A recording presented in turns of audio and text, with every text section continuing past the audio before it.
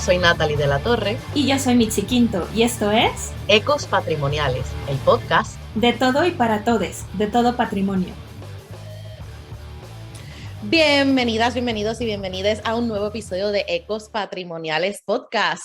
Hoy tenemos a un invitado que no es nuevo. De hecho, hace un año, un 8 de enero del 2021, tuvimos un episodio con este caballero y es que nos visita remotamente Patricio Mora de Proyecta Memoria. Y también conmigo está nada más y nada menos que Mitzi. Así que hola a ambos, ¿cómo están? Hola, hola. Hola, hola, mucho gusto de verlas de nuevo. Qué gusto verte otra vez. Gracias, Nat, por esta bonita intro y muchas gracias, Patricio, por estar con nosotras otra vez. Sabes que Ecos Patrimoniales te recibe y te abraza desde donde estemos, ¿no? Y nos da mucho gusto que estés otra vez con nosotras. Y bueno, pues ahora el motivo de esta conversación, la vez pasada, y les invitamos a que se den una vuelta por nuestros primeros episodios y sobre todo nuestra primera temporada en la cual abordamos temas de patrimonio, pero también temas de desastres, ¿no? Donde Patricio nos contó sobre la experiencia lidiando con sismos sobre todo y sobre todo esta reutilización de materiales y estas bibliotecas de materiales y estos bancos de materiales para poder reconstruirnos después de un desastre. Pues también ahora nos viene a platicar sobre monumentos incómodos. Monumentos incómodos. ¿Qué son monumentos incómodos, Patricio? Cuéntanos, por favor. Yo creo que es interesante como hacerse una pregunta también, ¿qué es lo que significa la incomodidad para cada uno? Por ejemplo, yo creo que hay algo que representa un dolor, que es silencioso y que justamente evoca un tema de injusticia. Entonces, yo creo que claramente estos símbolos, que son imágenes que están dentro de la ciudad o en algún lugar, si nos ponemos a recorrer, por ejemplo, una niña de 5 años, de 8 años, y ve solamente monumentos a hombres, claramente hay un tema que genera una incomodidad. O ver a colonizadores con pueblo originario, un indígena viendo a un colonizador sabiendo que él fue el que saqueó sus tierras, que mató a su ancestro. Eso es incómodo. Entonces, principalmente tenemos una gran cantidad de monumentos incómodos en el mundo, por eso hay también una crisis de representatividad, una crisis de las imágenes, y que en cierta forma tenemos que ya ponernos a pensar, ¿qué vamos a hacer con esto? ¿Cómo vamos a convivir? ¿Cómo vamos a dialogar con esta historia? Entonces eso es lo que trata de hacer Monumentos Incómodos, que es justamente poner un debate público sobre esto que siempre ha sido como muy invisibilizado, ocultado, y que necesitamos de alguna forma comenzar a hablar para darle alguna posible solución. Claro, me gusta mucho lo que acabas de decir con respecto a incomodidad, pero entonces así como estamos desmenuzando monumentos incómodos, pues también me gustaría que nos compartieras tu definición de monumento. Bueno, monumento, mira, uno puede analizar, hay varias como interpretaciones, como el monere, que significa advertir, y que muchas veces se concibe el monumento como un elemento educativo, que cuando llegan a Latinoamérica se entienden como que iban a ser más civiles a los invisibilizados, así como a los bárbaros, a través de estos símbolos. También planteando como esta idea que es durable, por eso también esta materialidad que puede durar varios años, que también es una concepción bien muy eurocéntrica, y también se plantea muchas veces el monumento como un dispositivo, como una carta que yo les voy a dejar a la futura generación. Y que claramente uno podría analizar que es como un canal, que me da a entender algún mensaje. Y uno puede analizar ahora que las cartas, nosotros no mandamos cartas, mandamos WhatsApp, mandamos otro tipo de tecnología que también, eso yo creo que también es interesante de pensar, como el dispositivo se tiene que ir transformando también. Y muchas veces también plantean que el monumento es como un elemento dentro de la ciudad que simboliza una unidad urbana. Entonces, eso, por ejemplo, es como alguna de las concepciones que se tiene de los monumentos, pero para mí, claramente el monumento representa como lo peor del ser humano, que entendiendo que la esencia del ser humano no es la competencia, sino que es la colaboración. El monumento en sí es un elemento competitivo, porque yo tengo que elevar a uno y decir que este va a ser mejor que los otros. Entonces, en eso vemos justamente muchos de los grupos que históricamente han sido excluidos, como pueblo originario, niños y niñas y adolescentes, mujeres, personas cuidadoras, personas de sectores rurales, pueblos tribales afrodescendientes, personas que habitan un asentamiento informal, personas de la diversidad sexual, migrantes, refugiados, personas con discapacidad, personas sordas, personas mayores. Y por eso también trato ojalá nombrar a todos, porque justamente nunca los mencionamos, los invisibilizamos, y que nos damos cuenta que tenemos una concepción muy bueno, ahora el ethos, como de la vida, es la competencia. Entonces, por eso estamos en una crisis climática, por eso se está pensando también en una tercera guerra mundial. Es porque estamos justamente, es muy competitivo. Entonces, esa es para mí la principal concepción del monumento, y que claramente representa un poder, y que ese poder es incómodo, y que claramente representa a un poder oligárquico, y dejándolo popular a un lado. Wow, muchísimas gracias, Patricio. Me encantó también que empezaste primero qué es incómodo, porque lo que me incomoda a mí no necesariamente es lo que te incomoda a ti. Así que eso es un detalle súper importante y que de verdad que no habíamos discutido todavía en el podcast, qué es lo que nos incomoda de los monumentos como tal. Y, ¿verdad? Tú eres uno de los cofundadores del movimiento de monumentos incómodos, y sé que tienes ahora mismo, por lo menos en la versión en español, tienes alrededor de 29,000 followers. ¿Cómo surge esta gran iniciativa? ¿Verdad? ¿Nos puedes contar sobre eso? Wow. Sí, eso surge tras el despertar en Chile, que fue en el 2019.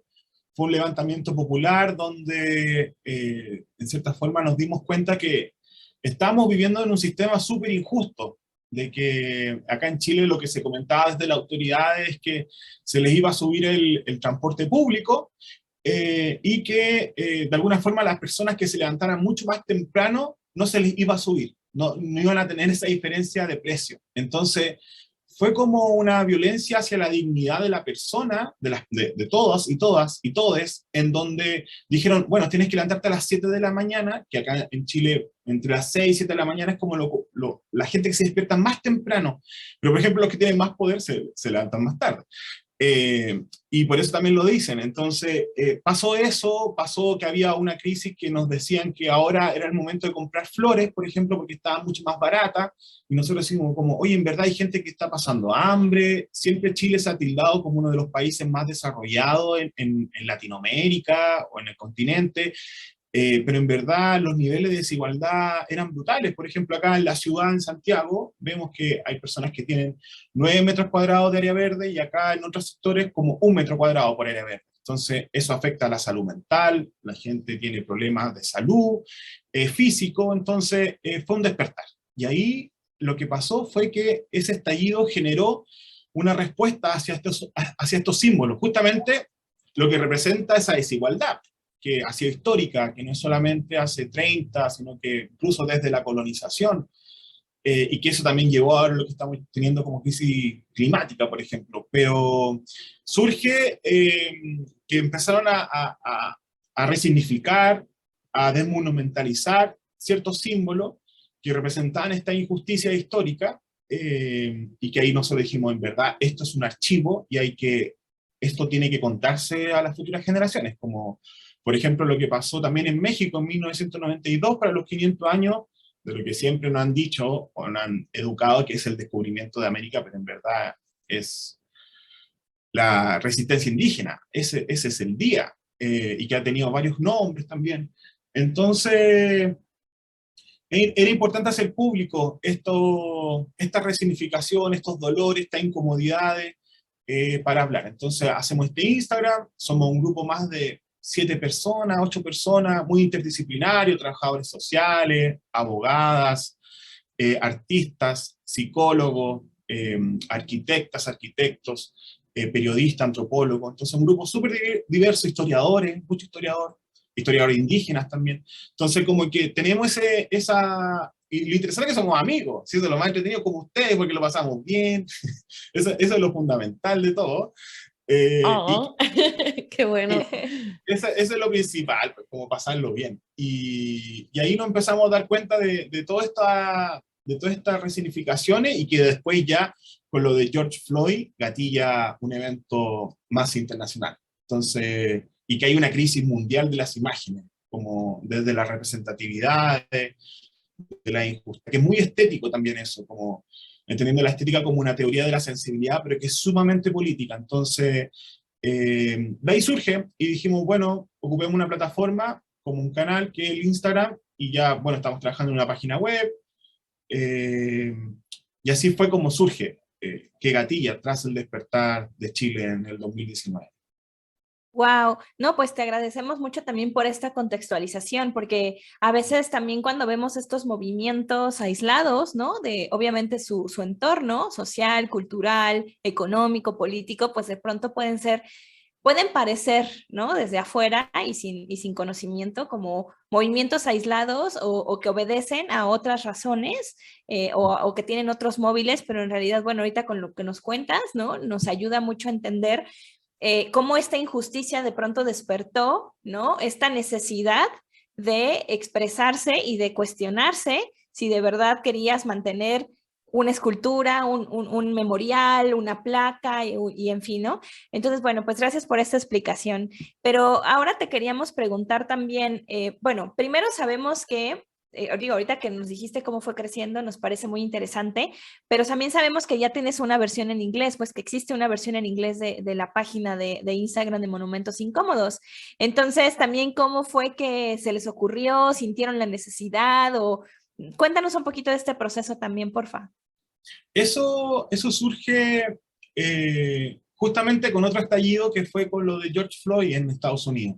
Dijimos, en verdad, esto hay que conectarlo con otras realidades. Muchas veces cuando uno va a Europa le dice qué es Chile, mucha gente no sabe qué es Chile, no conoce el país. Entonces, y eso pasa también en otros lados.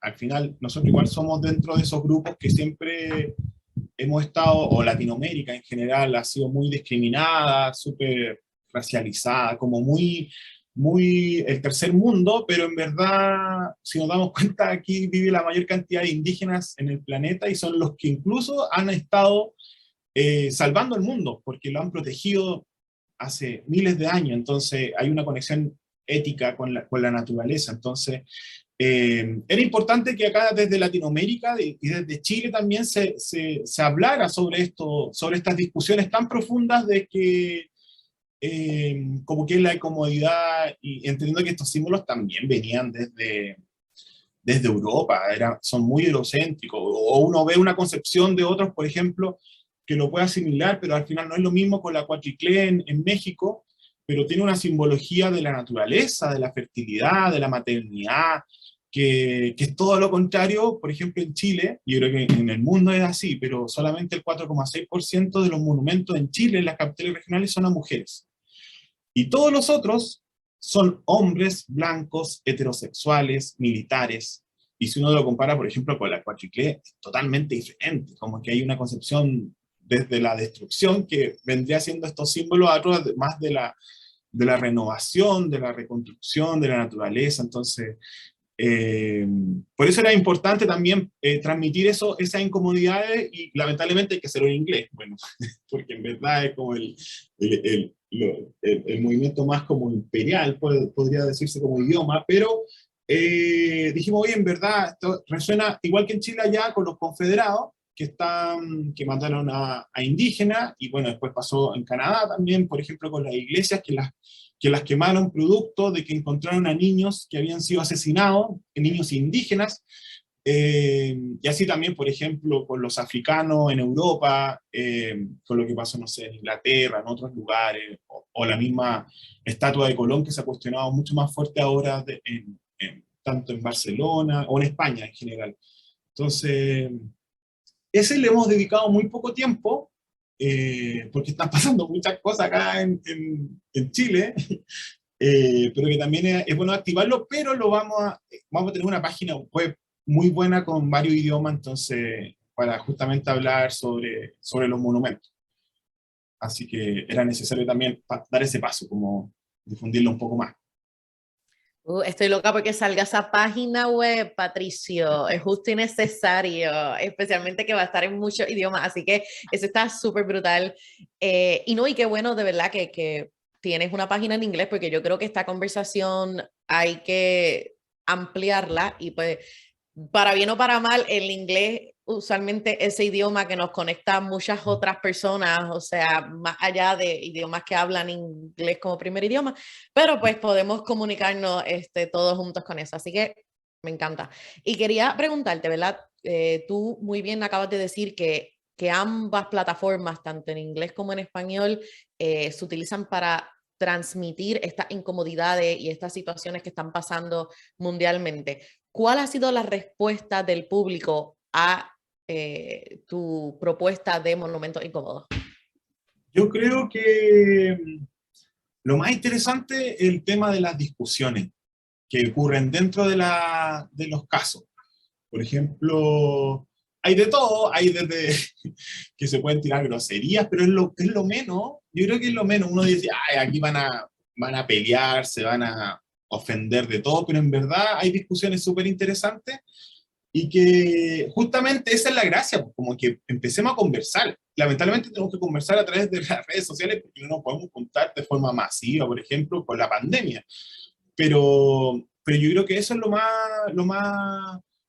lo que nos entretiene y nos gusta, de que se genere esa conversación, porque muchas veces en un comienzo éramos mucho más neutros, por ejemplo, al develar la historia de un monumento. Solamente colocábamos la intervención y así, en base a esa intervención, el usuario que ve la plataforma puede decir, ah, esto pasó por algo y lleve a investigar más. Después ya dijimos, oye, en verdad podríamos develar un poco más esa injusticia, esa incomodidad, con datos históricos, archivos que muchas veces no son vistos porque la historia oficial releva otro tipo de conocimiento. Entonces eso yo creo que es lo más entretenido y que además la gente nos envía fotografías. Yo creo que eso es lo más enriquecedor. Yo creo que nos llegan unas 3 o 4 fotografías diarias, así como de gente que ve algo y nos dice, mira, pasó esto en Perú, pasó esto en México, pasó esto en diferentes partes, y eso es súper gratificante, como, y además de darnos cuenta que han surgido también mucho más plataformas en Instagram, por ejemplo, que hablan sobre los monumentos. Eso yo creo que también es muy entretenido, y uno puede ver lo que está pasando en Brasil, que se llama The Monumenta, bueno, en inglés, en Estados Unidos hay otros más, pero yo creo que eso es bien entretenido y que, bueno, como les comentaba anteriormente, ojalá que nos juntemos todas y todas los que estamos hablando de esto, Sí. y hablar como de cosas, porque a nosotros nos pasa, es que al final cuando hablamos de los monumentos terminamos hablando como de la desigualdad urbana, de que personas se tienen que mover 2 horas de un trayecto a otro, o que las mujeres no puedan decidir sobre su cuerpo, si quieren abortar o no, qué pasa con los terrenos indígenas. Entonces, al final hablamos de esto, pero terminamos hablando algo sumamente político de la ciudad, de cómo hacer ciudad. Entonces, eso yo creo que también es bien entretenido y que también se piense desde Latinoamérica para que logremos una mayor emancipación, no sé, pero y a través del arte, así que también eso es bien entretenido. Claro, sí, como crear esta comunidad de resonancias, ¿no? Con estas voces, pues plurales, porque finalmente es eso, o sea, tampoco podemos pensar en quitar un monumento para imponer otro, que sería Exacto. volver a hacer lo mismo, ¿no? Sino tendría que surgir de un consenso. Y me gusta mucho lo que estás contando con respecto a estas colaboraciones, porque esto también, bueno, para toda nuestra audiencia querida, ahora ya saben que pueden también colaborar, ¿no? Que pueden mandarlo a Monumentos Incómodos y que seguramente nutrirán esta gran base de datos que finalmente es la que nos va a permitir no solamente conservar esa información, sino también hacer pues justamente un monumento a los antimonumentos, tal vez, ¿no? Y aquí lo que me gustaría también preguntarte es, bueno, mencionaste unas cuantas palabras que me gustaría que desmenuzáramos tal vez, para que también nuestra audiencia pueda entrar en más controversia, pero también para que se enriquezca la conversación, ¿no?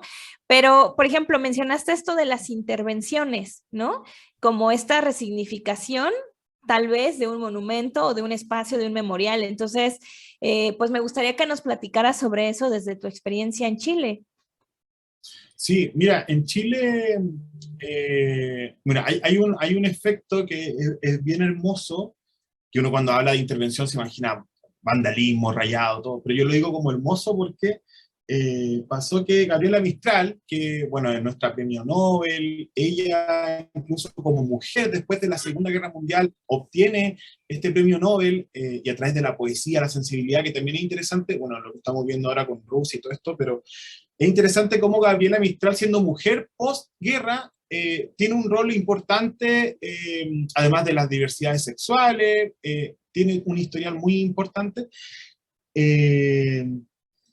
Lo interesante fue que los monumentos de ella en Chile, que son muchos, todos fueron adornados con flores, con colores, nunca fueron destruidos en el sentido picado, sacado, sino que hubo una acción tan bella y principalmente muchas y de las mujeres. Yo creo que cuando nosotros hablamos de los monumentos es que principalmente los monumentos afectan a las mujeres, porque son la expresión mayor de la desigualdad. Bueno, con decir, en Chile pasa el 4,6% que sean solamente monumentos mujeres y que la gran mayoría, por ejemplo, son de Gabriela Mistral, hay muchas otras mujeres que han sido invisibilizadas y que uno podría discutir después también si es la estética correcta para simbolizar algo en la ciudad, que eso ya es otra discusión, pero por algo, por ejemplo, en Chile estamos escribiendo la primera constitución en el mundo paritaria, que va a ser del mundo. Y eso es porque hay una lucha feminista de muchos años, que incluso Gabriela Mistral cuando contaba y cuando ella fue a, como en 1938, Europa, ella le generaba mucha incomodidad ver los monumentos a los hombres europeos. Y por suerte se encontró con algunos monumentos a mujeres, como las sufragistas, en Europa. Entonces, yo creo que pasa eso, pasó un momento bien importante e interesante con los monumentos a Gabriela Mistral, y también hubieron como estos retiros desde los plintos a muchos de los colonizadores y conquistadores en Chile. Eso fue como la gran mayoría, y algunos militares, y genocidas también con respecto a los pueblos originarios. Entonces, por eso nosotros también, bueno, yo me siento muy orgulloso que Elisa Loncón, que fue la presidenta de la Convención Constitucional, haya sido una mujer e indígena. Yo creo que eso fue algo tan bello, que se puede replicar ojalá en otras partes del mundo, que nosotros incluso también la invitamos a subirse a un plinto de Diego Almagro, que fue un colonizador español, que se retiró, lo retiraron de forma popular, y elevamos a Elisa en este mismo plinto, y ahí va un tema de la solidaridad. Entonces, que ya es otro concepto bien importante que ocupamos nosotros desde Monumentos Incómodos, que es cómo desarrollamos monumentos solidarios. Entonces, eso pasó, mucho retiro y mucha contestación hacia monumentos que representaran hombres blancos, heterosexuales, militares, ecocidas, porque muchos de ellos también destruyeron mucho los territorios acá, especialmente en Wallmapu, por ejemplo. Así que eso fueron como las resignificaciones, y que también hubo un grupo que comentaba que esto era barbarie, era daño. Entonces ahí también es interesante pensar qué es el daño, si el daño es que el Estado me violente con mis derechos, o un daño es violentar una estatua. Eso también son como temas de discusión también, como qué es la violencia. ¿Violencia es destruir un monumento, o la violencia es que el Estado no deje abortar a una mujer que fue violada? Entonces eso pasó también acá en Chile como en discusión. Y bueno, wow, me encanta todo lo que acabas de decir, y es porque... Muchas gracias, sí. Sí, ¿verdad? Como que choca y resuena. Primero que todo, que súper fan de Gabriela Mistral, qué bueno que hay muchos monumentos de Gabriela Mistral, pero como tú dices, también como que hay tantas otras mujeres en la historia que no se les da esa misma plataforma. Y me gustó también que mencionaste que los monumentos afectan mayormente a las mujeres, o sea, y la realidad es que muchas personas piensan, y si no me equivoco, incluso muchos historiadores o profesionales hace años decían que los monumentos son invisibles, pero hay que cuestionar eso. ¿Los monumentos genuinamente son invisibles, o es que se vuelven visibles cuando los destruimos? Porque sí, los pájaros van y cagan y se paran ahí en el monumento y todo, y uno como que, ay, eso está ahí, como que parte del paisaje, está como que, nadie lee la plaquita que ya está toda llena de moho y porquería, pero los monumentos no son invisibles, y es cuando se destruyen y ocurre esa iconoclasia, por decir así, que se enciende ese debate y esas conversaciones que son muy necesarias. Y son muchas las veces en las que yo encuentro que esas conversaciones tienden a ser bien, bien candentes, con mucha pasión y a veces con mucha pelea entre ambos puntos de vista y perspectivas, porque hay personas que no quieren enfrentar la incomodidad que viene con empezar esas discusiones, como que qué valores queremos tener y qué significa este monumento. Hay personas que también les gusta cuestionar, bueno, no podemos juzgar algo que se creó en los 1800 con los valores de ahora, o sea, que eso fue en el pasado y como por ende eso está mal en destruirlo porque esos eran los valores de aquel entonces, y bueno, mucho debate. Y a eso viene también mi próxima pregunta, que ¿cómo han sido las diversas respuestas a tantos de los monumentos incómodos? Sabemos que tenemos como primera opción, pues que se remueva, que se quite una estatua o un monumento, pero también tenemos personas que quieren registrar todo ese historial de intervenciones y de cambios a monumentos o antimonumentos. Entonces quería que nos hablaras también un poquito de eso. E incluso sobre qué son ecomonumentos, que es algo que aprendí hace poco. Así que explícanos por ahí para abajo, Patricio. Ya, perfecto. Mira, bueno, yo creo que lo principal es que a lo mejor nadie, como una autoría o una persona, podría decir, esta es la solución, porque en verdad podría ser como una visión muy monumental, muy autoritaria.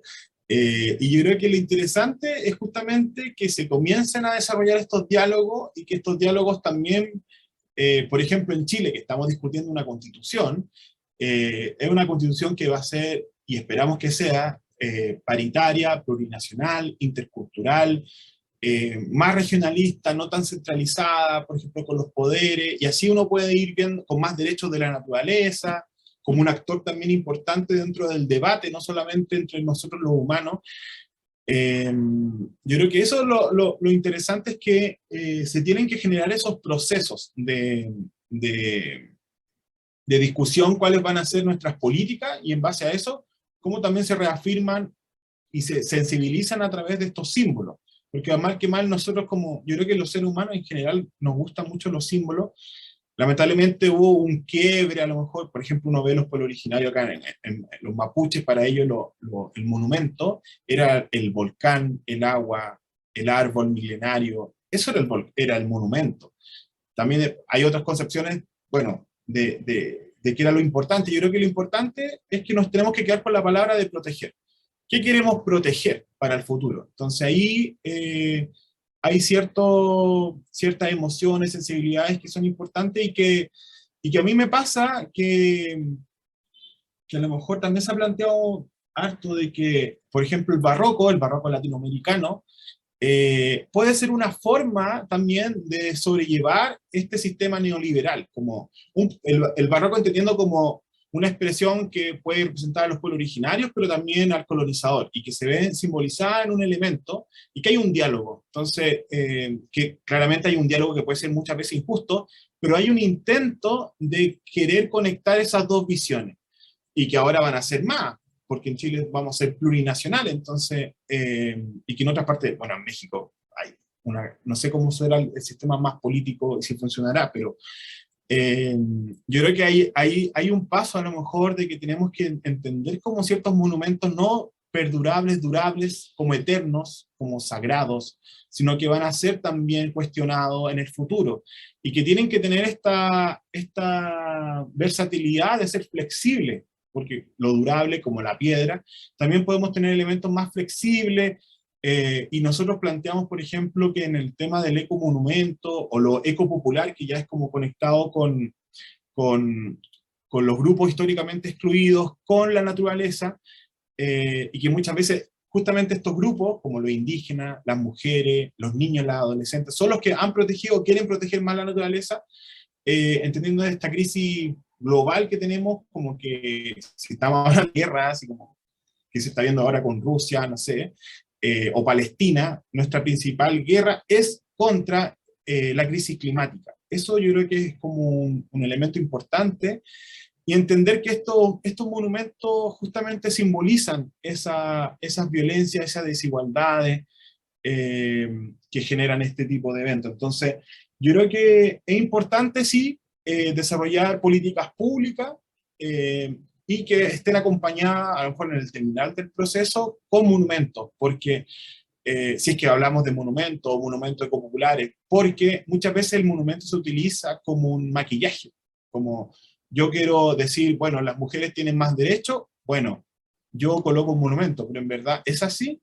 Entonces, por eso es tan importante que el monumento esté acompañado en un proceso, por eso es un proceso que tiene que concretarse a lo mejor con un símbolo, con una imagen, que puede ser desde un monumento, o puede ser el nombre de una calle, o puede ser otro tipo de elemento que conmemore, que sea de memoria.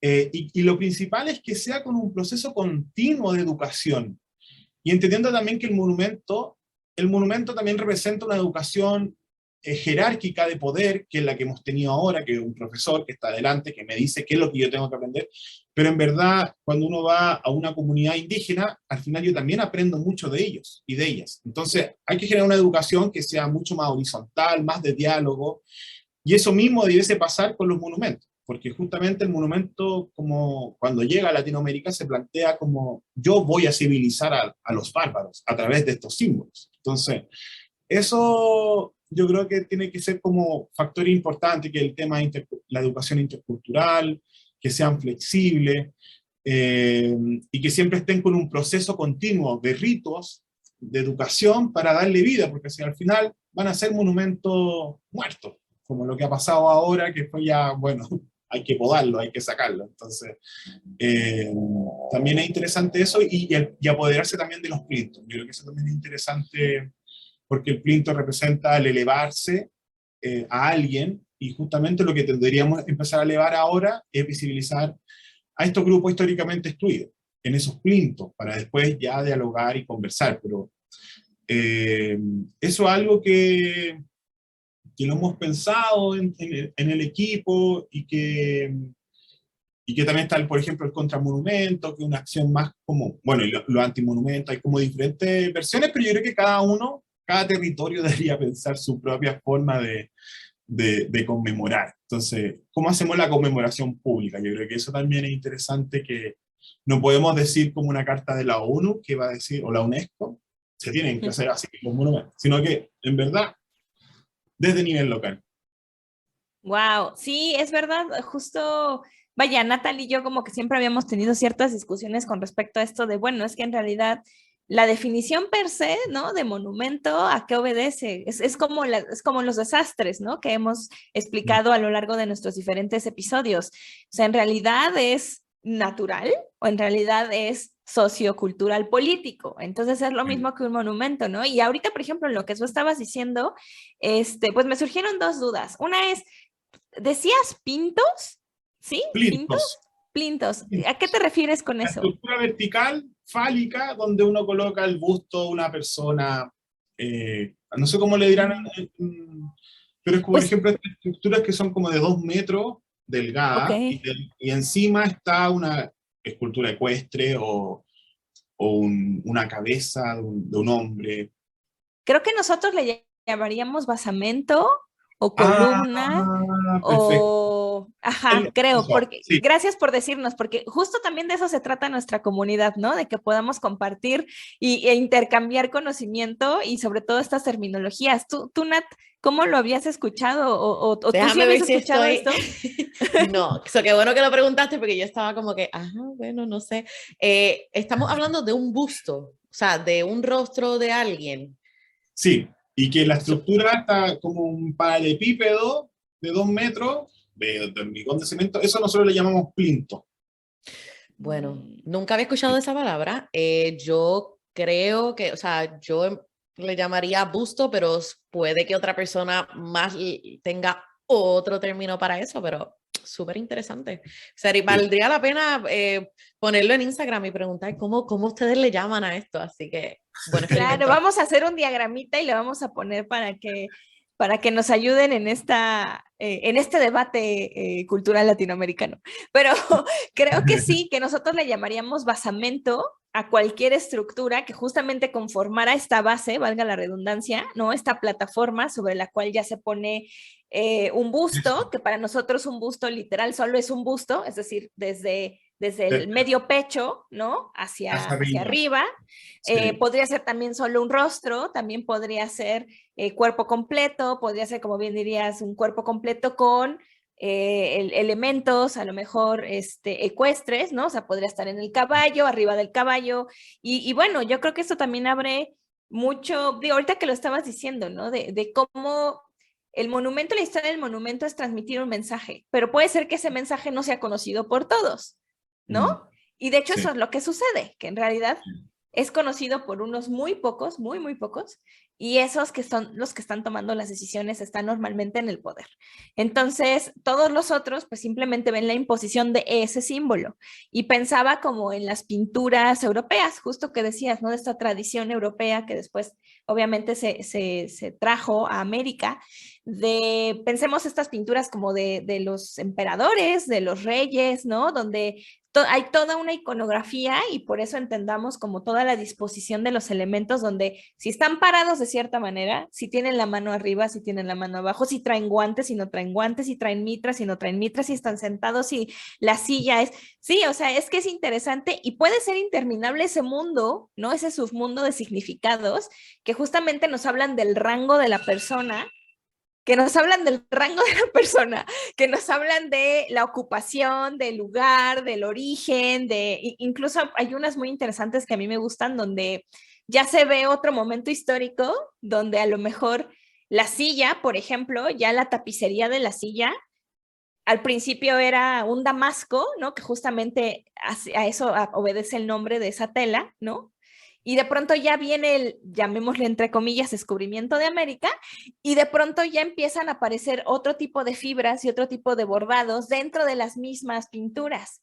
Entonces Exacto. Es muy interesante ver esto, ¿no? Como estos procesos en los que se conservó la iconografía, pero al mismo tiempo se intentó actualizar en lo que estaba pasando en ese momento histórico.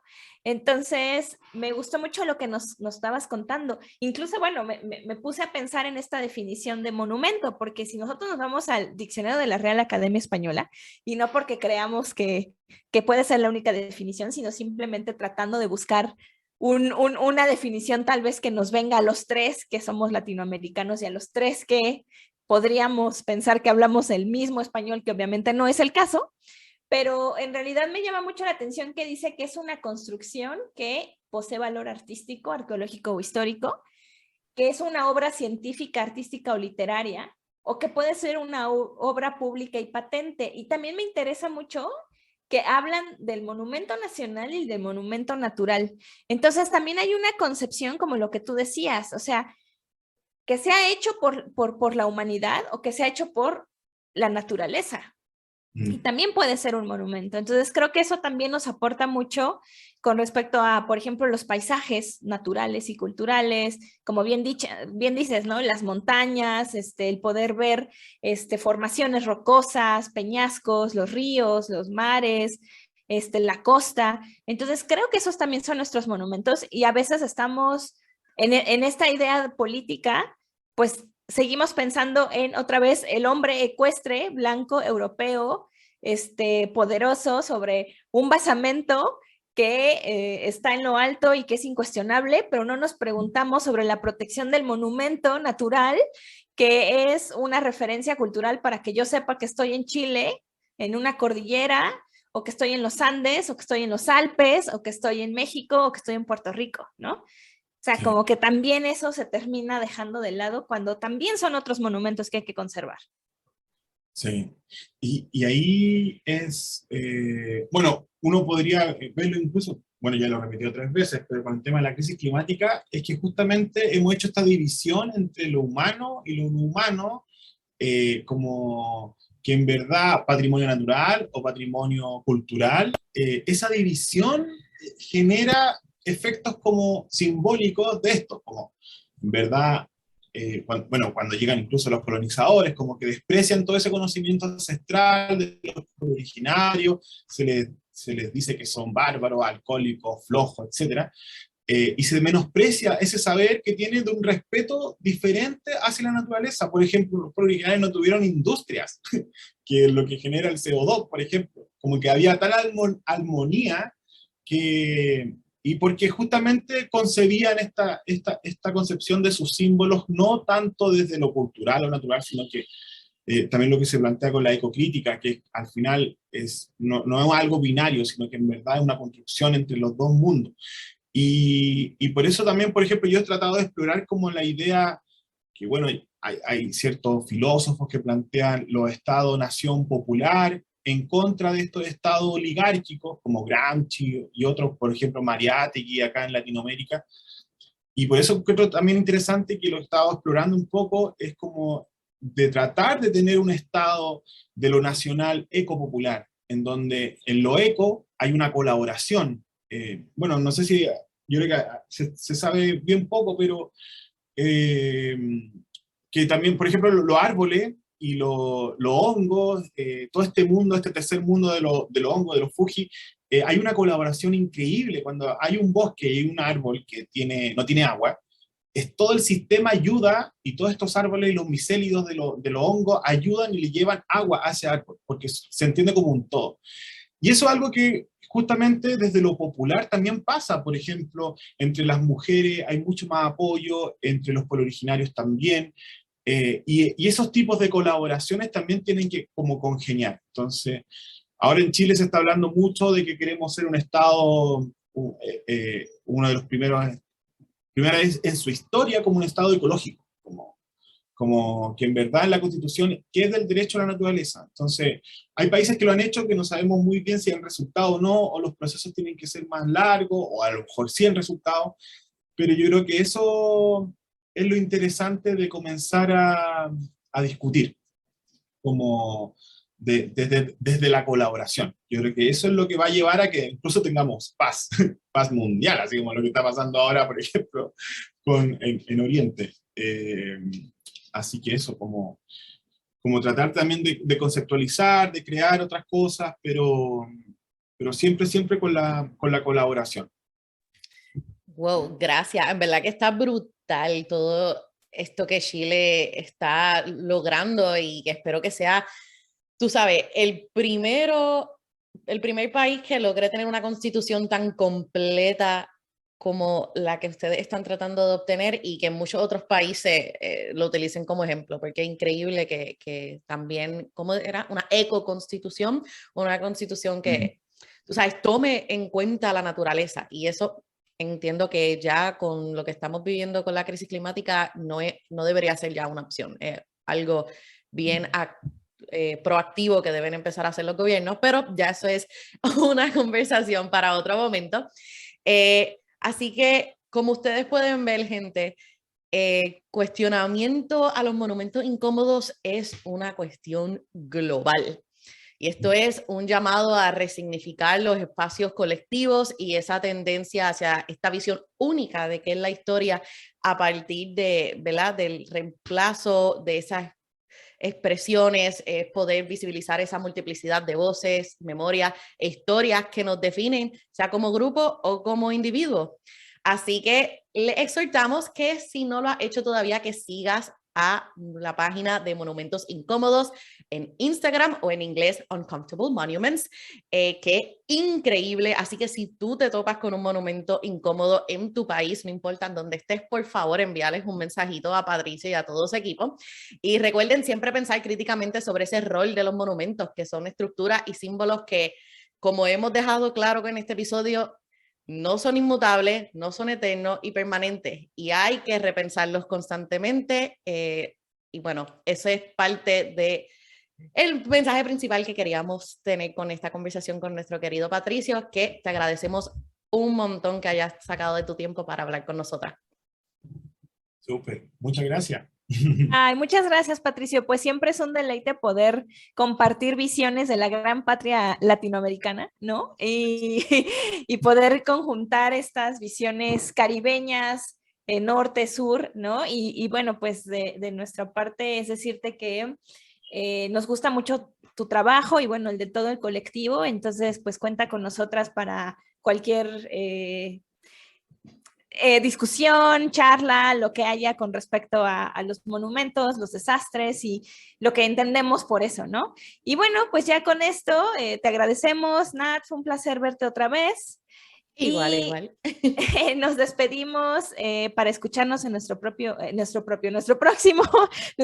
episodio de Ecos Patrimoniales. Recuerden que esta temporada viene cargada de mucha controversia, de mucha reflexión y mucha crítica constructiva, siempre constructiva. Entonces síganos en nuestras redes sociales, Ecos Patrimoniales, y pues hasta pronto. Chao. Chao.